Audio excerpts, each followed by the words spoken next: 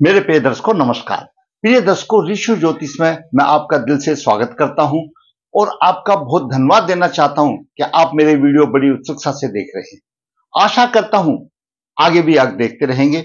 मैं आपसे हर एक वीडियो में आग्रह करता हूं, आपको मेरा वीडियो अगर अच्छा लगता है तो लाइक कीजिए, 2 शब्द कमेंट्स में लिख दिए, उससे मेरा मनोबल ऊंचा होता है और मुझे ये प्रतीत होता है, मुझे ऐसा लगता है कि मेरा वीडियो मेरे दर्शकों को कुछ हद तक अच्छा लगा। खराब है डिसलाइक कर दिए, कोई दिक्कत नहीं है, लेकिन क्या सजेशन है आपका कमेंट्स बॉक्स में लिख दीजिए, मेरी ज्ञान की वृद्धि होगी। आज हम एक महत्वपूर्ण कुंडली में विचार करेंगे। कुंडली का विश्लेषण तो बहुत दूर है, लेकिन उस कुंडली में मैंने खूब गहन अध्ययन किया है। दर्शकों, हम हमेशा बताते हैं अब ये कुंडली के 12 भाव है, ये लगन लग्नेश का प्रतिनिधि करता है, द्वितीय भाव धन बुद्धि संतान आदि का करता है, वाणी का करता है, तीर्थ पराक्रम का, छोटे भाई बहन का, चतुर्थ भाव सुख का भाव है, चतुर्थ भाव सुख का भाव है, माता भूमि मकान आदि का भाव है, पंचम भाव शिक्षा बुद्धि और संतान का भाव है, और छठा भाव सेवा का भाव है, रोग शत्रु का भाव है, संघर्ष का भाव है, सप्तम भाव केंद्र है, जीवन साथी का भाव है, व्यापार का ही भाव है, अष्टम भाव आयु का भाव है, मृत्यु का भाव है, और नवम भाव ये धर्म का भाव है, धार्मिक बनाता है, दसम भाव सम्मान में ऊंचाइयों पर ले जाता है, कर्म का भाव है, और एकादश भाव आपका इच्छा पूर्ति का भाव है, आमदनी का भाव है, बड़े भाई का भाव है, समाज से जोड़ने का भाव है, समाज से जोड़ने का भाव है, और द्वादश भाव तीर्थ भाव है, सेवा सुख का भाव है, पति या पत्नी यानी जीवन साथी के साथ आपका सेवा सुख कैसा होगा वो इस द्वादश भाव से देखा जाएगा। विदेश का भाव है और खर्चे का भी भाव है, और द्वादश और छठा भाव किसी प्रकार कारागार जेल यात्रा दंड का भी भाव है। ये मोटे तौर पर है, और भी बारीकी से तो जब कुंडली लिखते हैं सब आ जाता है, लेकिन पूरा विवरण करना वीडियो में संभव नहीं है। दर्शकों, मैंने आपको बताया चतुर्थ भाव सुख का भाव है, और प्रथम भाव लगन का भाव है, यानी वो स्वयं है। प्रथम भाव और भाव का स्वामी आप समझो जिसकी कुंडली है वो स्वयं है, और उसका चतुर्थ भाव सुख का भाव है, यानी लगन से चतुर्थ सुख का भाव है। मैंने पहले भी एक बार वीडियो में आपको बताया था, फिर मैं आपका मार्गदर्शन करता हूं कुंडली को लेकर के। और चतुर्थ भाव सुख का भाव है, लेकिन इसका सुख कैसा होगा वो सप्तम भाव के ऊपर डिपेंड करता है। चतुर्थ का सुख देखना है तो सप्तम भाव को देखना पड़ेगा, तब जाके चतुर्थ का सुख मिलता है। मैं आपका दिमाग बिल्कुल एकदम स्पष्ट कहना चाहूंगा, और आप में कोई शंका हो तो कमेंट्स बॉक्स में जरूर लिखना। दसम भाव ये व्यवसाय का भाव है, और दसम भाव सप्तम का सुख, सप्तम से चतुर्थ भाव है, सुख का भाव है। यानी सप्तम का अगर सुख देखना है तो दसम भाव को देखना पड़ेगा, और दसम भाव का सुख देखना है तो लगन को देखना पड़ेगा। हर एक भाव, कोई भी भाव हो, मैंने केंद्र का इसलिए लिया, अगर जिसके ये 4 भाव केंद्र हैं, पहला चतुर्थ सप्तम और दसम, ये अगर बलवान है, इनके स्वामी बलवान है, तो आपको जीवन भर सुख मिलेगा। बाकी जितने भी भाव हैं उनको सुख प्राप्त करने में मदद करेंगे, सीधी सी बात है, मैं आपको मोटे तौर पर बता देता हूं। बाकी जितने भी भाव हैं, आप पराक्रम से कोई भी चीज पराक्रम से हासिल करोगे, जहां पर पराक्रम से आप धन कमाओगे तो वो सुख मिलेगा आपको, इन्हीं चीजों में मिलेगा, चारों में ही मिलेगा। सुख के ये 4 ही भाव हैं, और वैसे देखा जाए तो पराक्रम का सुख छठे भाव में आएगा। हर एक भाव से चतुर्थ भाव उसका सुख का भाव है, हर एक भाव से। अगर पंचम भाव का सुख का देखना है तो अष्टम भाव से देखना पड़ेगा, क्यों अष्टम भाव गूढ़ ज्ञान भी है, जीवन यानी आयु का ही भाव नहीं है, कष्टों का भाव है, दीर्घकालीनों का, लेकिन गूढ़ ज्ञान भी है। इस तरह से प्रत्येक भाव से अगर उस प्रत्येक भाव का सुख देखना है तो चतुर्थ भाव, उस भाव से चतुर्थ भाव का अध्ययन करना चाहिए। आज हम देखते हैं कि हमको अपना सुख, मेरी कुंडली है या किसी भी कुंडली है, उसके लिए चतुर्थ भाव सुख का भाव है। चतुर्थ भाव से सप्तम भाव अगर अच्छा है तो इसका सुख मिलेगा, और सप्तम भाव का सुख कहां से मिलेगा? दसम भाव से, और दसम भाव का सुख अगर देखना है तो लगन से मिलेगा। कुंडली के अंत में मैं बताऊंगा, ये एक छोटी सी पहेली है कैसे मिलेगा। थोड़ा सा एक लाइन में ही आप समझ जाओगे। दर्शकों, सुख प्राप्ति में केंद्र भाव, पहला भाव, चतुर्थ, सप्तम और दसम भाव का महत्वपूर्ण गूढ़ रहस्य समझे कुछ भी नहीं है, लेकिन थोड़ी सी समझने वाली बात है, आप दिन भर में देखने वाली बात है। स्त्री जातिका की कुंडली है, मैंने बड़े गहन अध्ययन से किया है। इसका जन्म 7 अगस्त 86 शुक्ल पक्ष 2 मघा चरण 2 गुरुवार को हुआ। उस टाइम पर योग था वरयान। वरयान योग के स्वामी कुबेर हैं, धन की है, वो की शुभ है योग। और करण था वालव। वालव के स्वामी ब्रह्मा है, वह जाति का ब्रह्म ज्ञान की भी होगी, यानी ज्ञानी भी होगी, यानी करण भी अच्छा है और योग भी अच्छा है। और शुक्ल पक्ष 2 ठीक है, अष्टमी तक के चंद्रमा कमजोर रहता है, लेकिन मघा चरण 2 ये उसके पिता के लिए अशुभ माना गया है। शास्त्रों के आधार पर ऐसा होता है। अब उसके पिता के लिए जब बालक घर में पैदा होता है तो नक्षत्र चरण के आधार पर गणमूल नक्षत्र जो माने गए हैं, तो ये मघा चरण 2 मघा नक्षत्र गणमूल नक्षत्र है और उसका चरण 2 उसके पिता के प्रति थोड़ा सा नेगेटिव शो करता है, यानी पिता के लिए अशुभ माना गया है।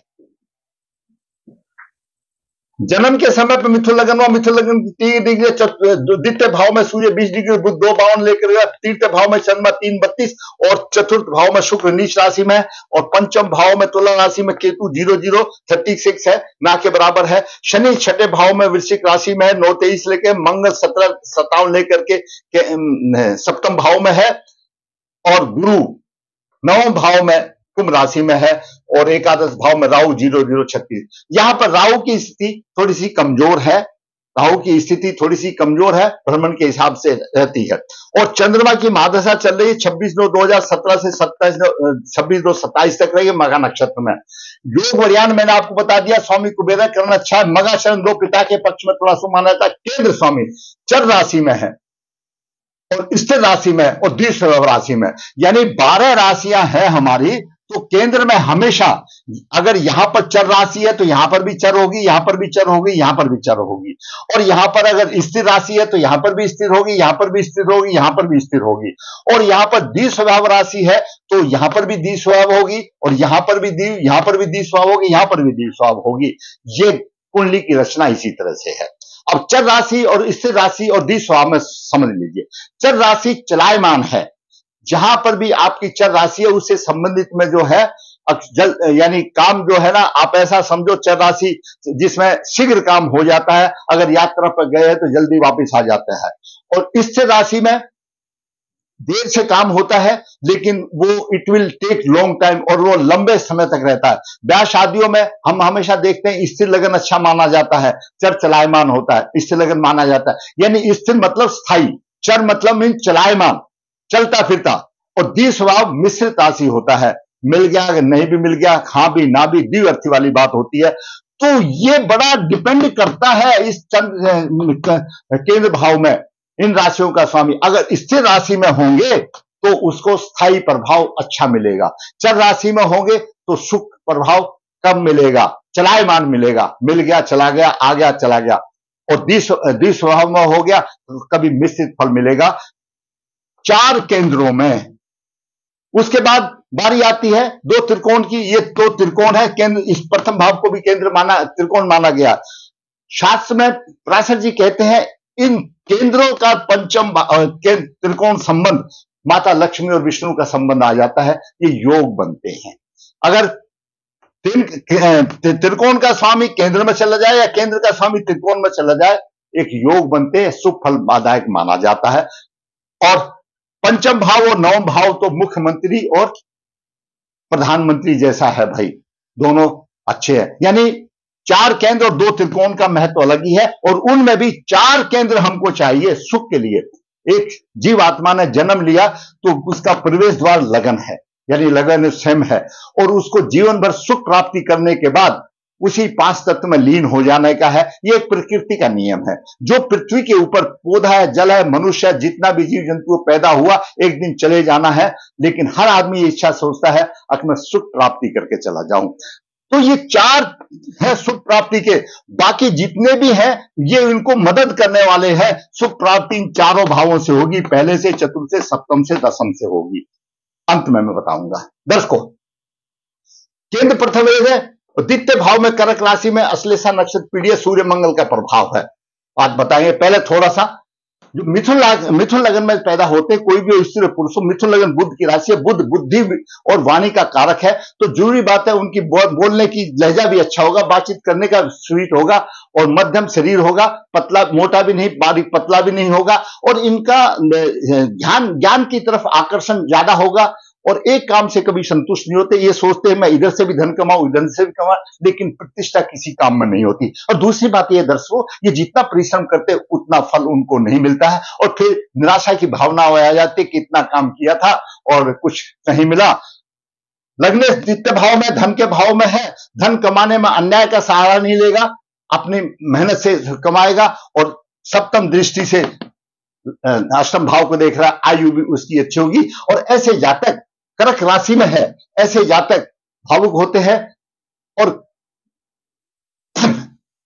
यहां पर ये संपन्न दृष्टि से संपन्न तो बेशक नहीं होते, लेकिन अपने बच्चों को प्रसन्न रखने का ये पूरा भरसक प्रयास करते हैं। बात करें सूर्य की, सूर्य और चंद्रमा का राशि परिवर्तन योग है, ये खल योग आ जाता है। तो तीर्थ भाव का स्वामी द्वितीय का, द्वितीय भाव का स्वामी तीर्थ में, इसको खल योग कहा गया है। धनेश और तीर्थ यानी तीर्थ और द्वितीय भाव का स्वामी, सरल भाषा में कभी कहो, इनका कभी धन की स्थिति अच्छी नहीं होगी, कभी खराब होगी तो कभी अच्छी होगी, कभी दरिद्रता होगी, कभी परिस्थिति अच्छा आ जाएगा, कभी नहीं होगा।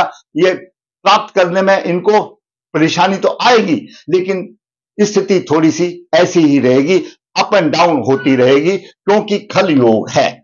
अवसरवादी समझो, परिस्थिति के अनुसार इसको मिल जाएगा जैसा भी होगा।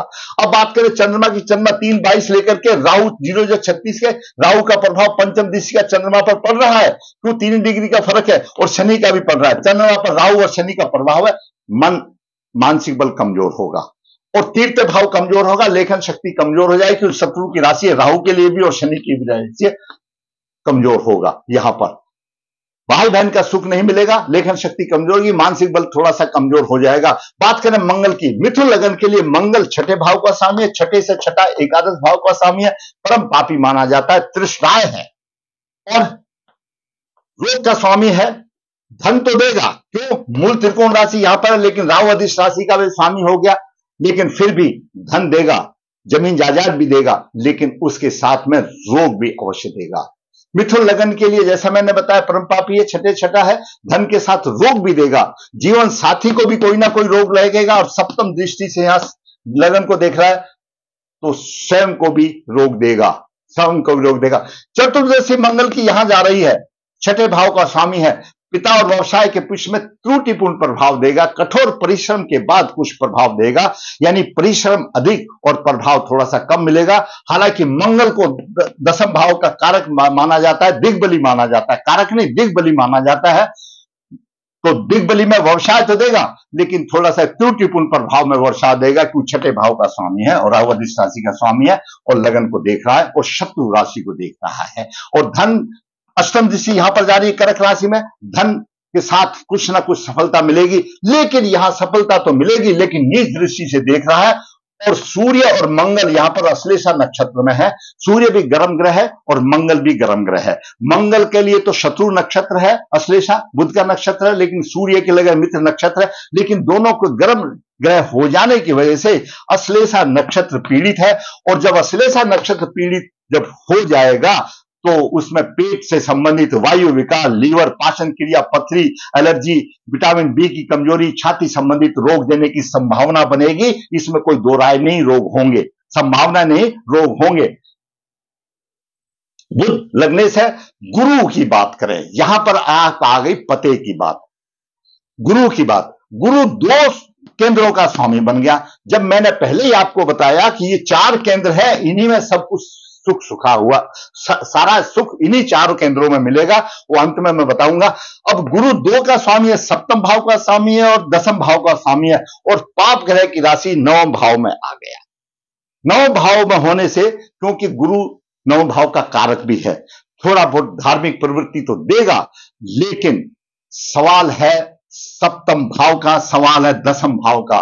केंद्राधिपति दोषी हो गया, कुछ नहीं फल मिलेगा उसको, न्यूट्रल में हो गया। क्यों हो गया? हमारे शास्त्र बताते हैं पूर्व जन्म के अशुभ कर्म और पाप कर्मों के आधार पर गुरुदेव शत्रु राशि में होते हैं, पाप ग्रह की राशि में हो और नीच राशि में होते हैं, और प्रबल पितृदोष माना गया है गुरु का पाप ग्रह की राशि में होना और शत्रु राशि में होना प्रबल पितृदोष माना गया है, और कन्या लगन के लिए अकारक है। दूसरी तरफ गुरु कन्या के लिए पति का प्रतिनिधि भी करता है, और यहां पर सप्तमेश भी है और दसम भाव का भी स्वामी है।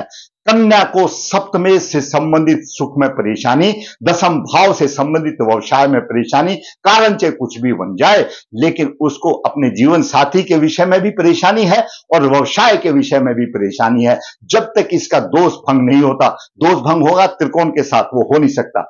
इसके लिए पूर्व जन्म के प्रायश्चित अशुभ कर्मों का जब तक नहीं हो जाता तो गुरु एक्टिवेट नहीं होगा। चंद्रमा इसको देख रहा है, लेकिन अंशों में बहुत फर्क है। चंद्रमा देख रहा है, अंशों में फर्क है, तो गुरु केंद्राधिपति दोषी है, केंद्राधिपति दोषी दो दूर करना पड़ेगा अगर यहां पर अच्छा फल चाहिए। तो इसकी वजह से जातिका को ना तो जीवन साथी का सुख अच्छा मिलता है, ना व्यवसाय का सुख अच्छा मिलता है, क्यों? केंद्राधिपति दोषी है। अब बात करते हैं शुक्र की। दर्शकों, शुक्र मिथुन लगन के लिए शुक्र पंचम भाव का स्वामी है, द्वादश भाव का स्वामी है। द्वादश भाव का स्वामी होने की वजह से शुक्र को दोष नहीं लगता। शुक्र लक्ष्मी है, गुरु और शुक्र दोनों लक्ष्मी हैं, धन रूप में हैं, और ये शास्त्रों का वचन है, और हमने अपने अनुभव में देखा है जिसका शुक्र बिगड़ा हुआ है उसका दाम्पत्य सुख बिगड़ गया है, समझ लो, सीधी सी बात है। और मैंने इस कन्या का शुक्र को देखा है, D16 में असफलता और दुर्भाग्य में भी सूर्य नीच का चला जाता है, कहीं पर भी इसका शुक्र शुभ स्थिति में नहीं है। मैंने वर्ग कुंडलियों का भी अध्ययन किया है, बहुत गहरा अध्ययन किया है, शुक्र इसका अशुभ स्थिति में है और संबंधित कुंडली में नीच राशि में है।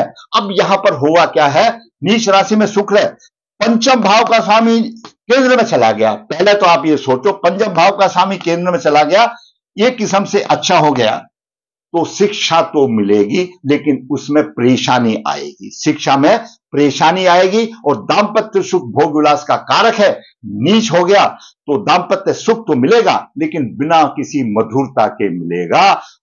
और चतुर्थ भाव सुख का भाव है, माता भूमि मकान का है, यहां पर भी इस जातिका को परेशानी आएगी, सुख में कमी होगी। शुक्र उस दृष्टि से दसम भाव को देख रहा है, कुछ व्यवसाय दे रहा है।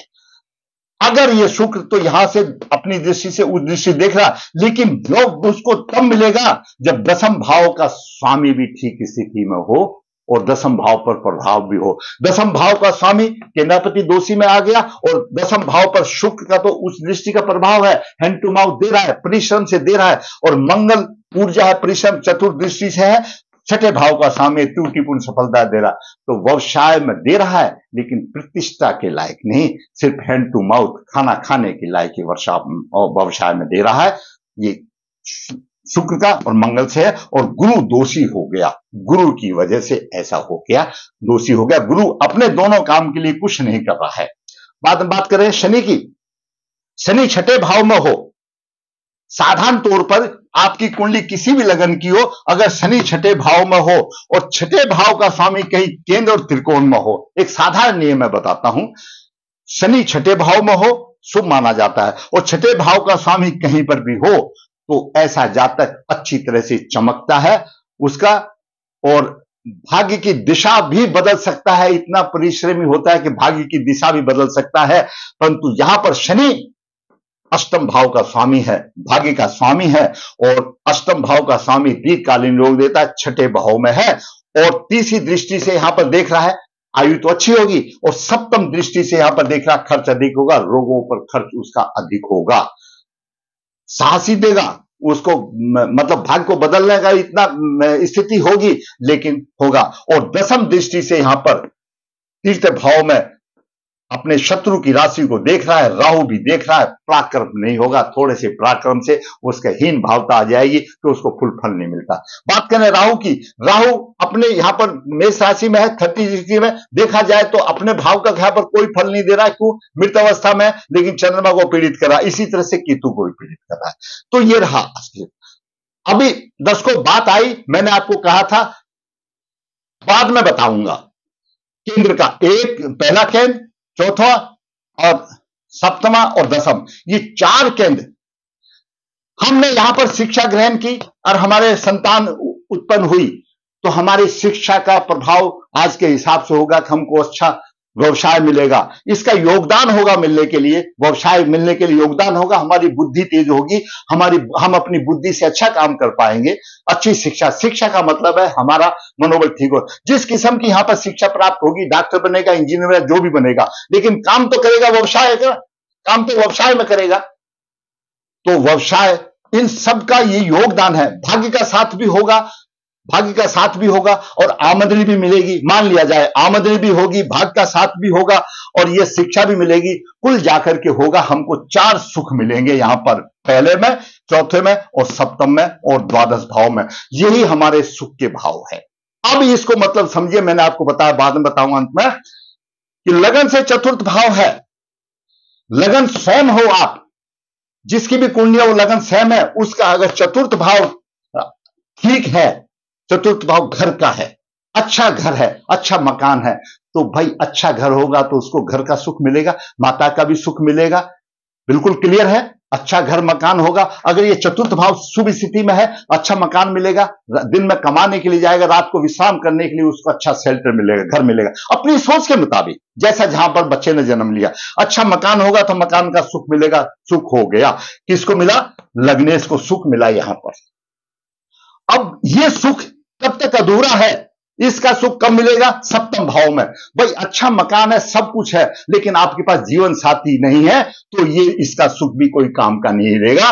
तो इसका सुख मिलेगा जीवन साथी से मिलेगा। जब सप्तम भाव ठीक होगा तो चतुर्थ भाव का सुख मिलेगा। वो कब मिलेगा? अच्छा घर लेकर के तो क्या करूंगा, मैंने महल बना लिया, लेकिन मेरा जीवन साथी ही नहीं है, ठीक से नहीं है, तो वो उसका सुख भी मुझे किसी काम का नहीं। तो चतुर्थ भाव का सुख देखना है तो सप्तम भाव को देखना पड़ेगा आपको। सप्तम भाव में जीवन साथी का भाव है, वो योग होगा तो आपको सुख दिलाएगा। और सप्तम भाव का सुख अगर देखना है तो दर्शकों दसम भाव देखना पड़ेगा। आपके पास घर में पत्नी है, सब कुछ है, कैसी भी हो, पत्नी पत्नी होती है, उस बात छोड़ दीजिए। बात करेंगे यहाँ अच्छाई की तरफ चलेंगे, पॉजिटिव विचार की बात करेंगे। अगर सप्तम भाव का सुख देखना है तो हमको कुछ कमाना भी पड़ेगा, नहीं तो पत्नी छोड़ के चली जाएगी जब हम काम नहीं करेंगे। तो इसका सुख अगर देखना है तो दसम भाव से मिलेगा, आपको दसम भाव से मिलेगा। और दसम भाव में आपने जो कर्म किया है, आपने जो उस अर्निंग की है, अर्निंग तो यहां से कर्म आपने यहां किया और उसका सुख मिलेगा तो आपको मिलेगा, ये केंद्र, इसको लगन भाव को मिलेगा। तो इसलिए ये जो 4 जो केंद्र हैं, ये चारों सुख के हैं और एक दूसरे के पूरक हैं। अगर आपके चारों ठीक हैं तो है तो आपको सभी प्रकार के सुख मिलेंगे, चाहे जिसकी आमदनी कम हो, लेकिन अपने दायरे में, अपने सेटिस्फेक्शन में। एक बच्चा तो गुब्बारा फुला करके खुश होता है, एक बच्चा उसी को खरीद करके फोड़ करके खुश होता है। और आपने देखा होगा भाई, ये अपने स्तर के मुताबिक आत्मा हमारी खुश होती है। जहां हमने जन्म लिया है, अपने सराउंडिंग में, अपनी परिस्थिति में जन्म लिया, हमारा मन वहीं पर ही खुश होता है। हम जिस सराउंडिंग में, जिस माहौल में हमने जन्म लिया, जहां हमारी आत्मा ने आकर के जन्म लिया है, वही नाम है उसका सुख है। और इसीलिए इनका महत्व है। तो यहां पर ये परेशानी है, पर्वत पितृदोष है जातिका की कुंडली में। अगर आपको मेरा वीडियो अच्छा लगा तो आप लाइक करें, शेयर करें, जिसने चैनल से किया सब्सक्राइब करें, ताकि मेरा मनोबल भी ऊंचा हो। ऋषि ज्योतिष नर्मदा जी के तट के नजदीक तक यहाँ पर काल प्रदोष पितृदोष की पूजा की जाती है। जो इच्छुक है संपर्क कर सकता है। मैं हाथ से पत्रिका लिखता हूं, निचोड़ देता हूं, जो इच्छुक है संपर्क कर सकता है। वीडियो तो मैं लगन कुंडली से 10-15 मिनट के लिए बता सकता हूं। मेरे पत्रिका लिखने में कम से कम 5 से लेकर 7 दिन लग जाते हैं। जीवन में भटकने की जरूरत नहीं, पूरा मार्गदर्शन हो जाता है। अंत फिर कहूंगा, आपको मेरा वीडियो अच्छा लगा है तो लाइक करें, शेयर करें, और जिसे चैनल सब्सक्राइब है ताकि आने वाली वीडियो आपको सबसे पहले मिल सके। धन्यवाद।